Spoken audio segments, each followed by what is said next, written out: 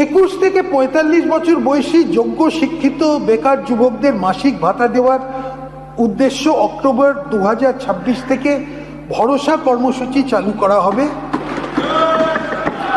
এই স্কিমে গ্র্যাজুয়েট বেকারদের জন্য 3000 টাকা, অন্যদের মাসে 2000 টাকা ভাতা দেওয়া হবে।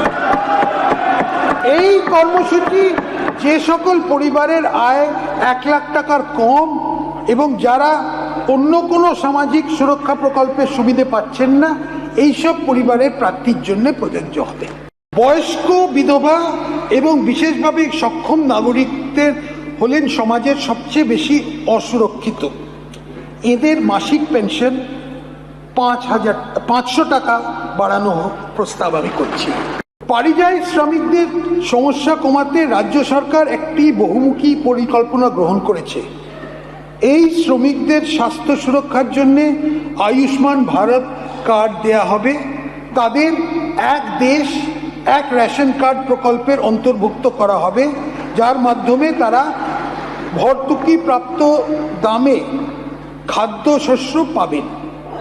আমাদের সরকার রাজ্যের অভিবাসী প্রবণ এলাকায় বাস করা মানুষদের মধ্যে প্রয়োজনীয় দক্ষতা বিকাশের মাধ্যমে বিকল্প জীবনের সুযোগ তৈরি করার বিশেষ উদ্যোগ নেবে। এটা পুরো পরিযায়ী শ্রমিকের সমস্যাটা